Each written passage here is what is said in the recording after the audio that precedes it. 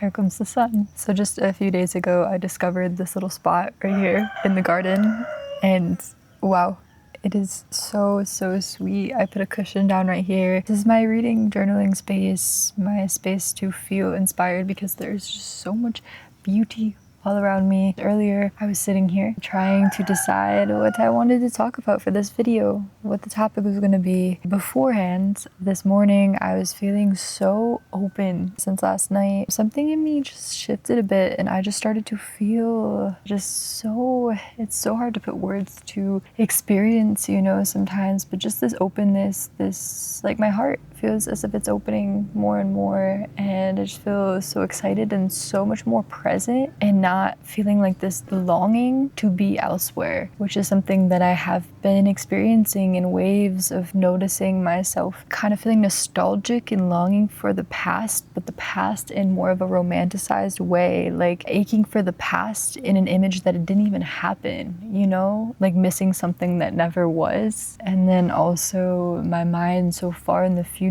of like trying to plan what my next steps are, and with that like back and forth, not feeling fully here in those moments when that surfaces. So yesterday just something shifted and I feel so excited for this moment now, and also for what is unraveling, but for what is here. So I was feeling this openness this morning and this excitement. I went to sit down to journal, to write. All of a sudden, as I'm writing about this openness, I start to feel this ache. So I decided to get curious about it. You know, I put my journal down and I sat here and I just closed my eyes and felt the feeling, and I introduced curiosity, like asking what it meant. But then as I kind of explored it more, I felt that there wasn't any answer that needed to come through in that moment. It just was a feeling that wanted to be felt. And there's no need to layer a story over what it is and what it means. Yes, I believe that the meaning can come through over time, but ultimately it's just a feeling. So taking it as it is and not trying to push it away or identify it as a problem, but just allowing it to be, allowing it to breathe. Because in a way, I feel that sometimes we suffocate these feelings, the feelings that we don't want to feel. They feel uncomfortable, so we suffocate them and push them away, and they just need some space to breathe, to be in your presence, to be felt. So I did that, just feeling and allowing it. And then through that, I started to journal some more, and this topic came through that I'm talking about, and that is kind of exploring the unknown, and how in a way when you start to open your heart, you start to open yourself more, you're opening yourself to this vastness, to this like immense energy, to something that is so grand, so all-encompassing. It feels unknown. There's so much unknown within the bigness of it all. And when I was pondering this, I noticed the thought come up where it was like, it feels really hard for me to contain this energy, this feeling. I think it's important to really just like notice things, you know, notice the thoughts that come up. So I paid attention to that thought, really looked at it, how it said to contain this energy. In that, there's this fear of feeling a lack of control, because within the unknown, you cannot contain it because it is so infinite. There's so much. There's no way in which you can assert your control over it. So when we're confronted with that fear, that temptation to control comes up, and it recognizes that this is an uncontrollable situation, it can feel so much easier for our system, I feel, to revert back to what it has always known, because it can assert control, it can assert identity into it. Because when you move into the unknown, you exist, yet you are not you as you know it. You are emerged within all that is. So it's like simultaneously so incredibly beautiful, but also can be incredibly terrifying depending on the way in which you perceive it, the way in which you interpret it. I feel that the identity feels so uncomfortable within that vast unknown, and it just wants to clench onto any type of solidity that it can have to help affirm its identity, to help affirm what it has always known. Yet within that, it stays stuck and stays stagnant. And if you think about life as just this current that's flowing and moving, if you are trying to hold on and grip, then it creates like a thrashing. Like if you imagine this for a metaphor, it's like you're in a a river that's just flowing and you're holding on for dear life to like a tree or something, and you're trying so hard to not go with the flow, and then your body's being thrashed about and you're like getting bruises and cuts and it's painful, and you feel as if you're keeping yourself safe by gripping onto this tree trunk to hold you in space, but you don't know what's up ahead. If you let go and allow the river to take you, very well may bring you to this beautiful, peaceful source. Yeah, there's this fear in it, and I feel that it's so important to not push away the fear too, because we can start to recognize these things within ourselves and then start to identify the fear as the enemy. And I really don't see it that way. I feel that it only is an enemy if you perceive it to be. It also can be a very great teacher, and in ways, if we fully push away our survival instincts, that can get dangerous as well, because I know for myself, I have pushed away gut instincts, which I feel were the survival instincts within myself. I feel that our intuition is linked so intimately with that, and it can get distorted in many ways, but there is this real and raw gut instinct, and when it alarms us of danger or of something that is not supportive for us, if we try to shove that away, then we can allow ourselves to be and maintain ourselves within really unhealthy environments. And I have definitely done that a lot. So it's learning how to dance with fear, and more so just recognizing the space in which it's coming from. Like, is it coming from a space that is truly alarming me of something that I need to turn inward and listen to? And I feel like it's always important to turn inwards and check in regardless, but also it may just be an alarm that you've learned something within you that is afraid to flow down the river, to see what else there is, and it feels foreign. And when I was exploring this topic internally, also something started to come up about feeling seen, the relationship between feeling seen and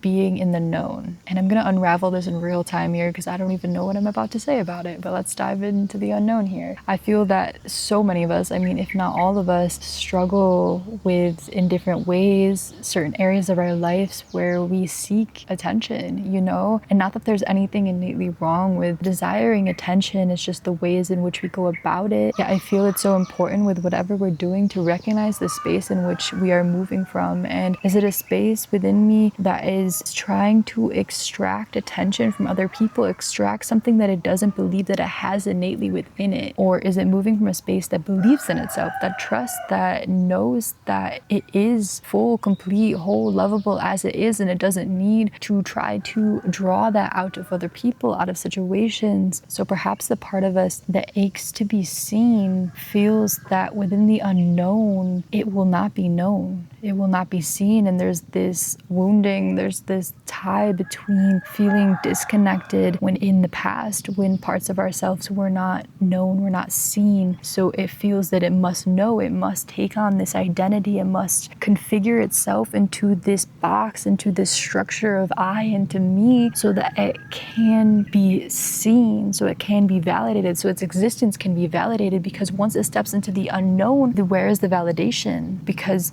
the I, it just becomes a little fragment within something much grander, within something much bigger, so that it feels insignificant. So if we are moving from a space that is seeking to be seen, from a space that feels that it is incomplete, that it is unlovable, and then it moves into this unknown, then it feels triggered because this sense of smallness is triggered. Yet when you move into the unknown from a space that doesn't need to be seen because it is as it is and it doesn't need to be validated in that, then entering the unknown and recognizing the smallness doesn't feel invalidating because it doesn't need to be validated. It is as it is, and it needs not any external situation to validate it. And that is another thing that is interesting too, because I feel that once we move into the unknown, it's like it transcends and moves beyond just what is physical. So there's nothing to grasp on to physically to validate existence, to validate an identity. So when you move into these spaces of the unknown, it's hard to grasp. So it's like when you are solid within yourself, it's funny saying that because it's like solid within yourself, yet also not identified so deeply within yourself. The unknown starts to dissipate, like the grasp of the fear, the resistance to the unknown starts to dissipate. And it is such an interesting thing because I feel that life works in paradox.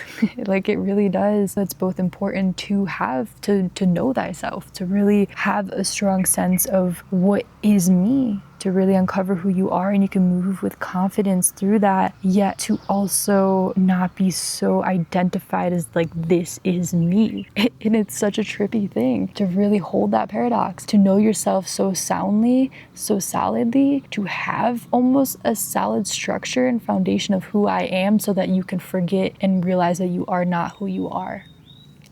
And I feel that the human mind just simply cannot grasp that. And that is as it is, and it's fun to play around and try to explore these topics. I love it. Like, I really do. I love exploring philosophically what all of this means and the connection points. I feel it's a beautiful part of the game, of the dance of life, to explore these and ponder these. But I also feel that it's something that the human mind will never actually be able to grasp, because how can it grasp that which it is, perhaps? You know, how can it grasp the grandness of it? It can't contain it. It cannot control it. It's impossible to grasp. Yet I feel that it is something that can be experienced. It can be felt and known, but known in a way that goes past the mind. You cannot know it through language, but you can know it as a felt experience. You can play with it with language. I think language and words are so fucking beautiful. Like, I love writing. I love finding ways to caress the truth of things, you know, to find the essence, the way that words weave so that they can paint a picture to get you just so close to what might feel like truth, but not quite there. You have to really take the message that has been expressed and bring it within your own being to embody it, to make it a felt experience, so that it takes on another layer. Because we can spend so much time reading books and exploring in that way, which is so beautiful. I love to do this, but it isn't until things become a firsthand felt experience that they take on another whole level. It's like you can know something, but then once you realize it, it's like you know it, you take it from the known to the unknown when you realize it. So yeah, I guess that's that. I'm gonna wrap this video up. Thank you so much for watching this. I really appreciate it. Till next time.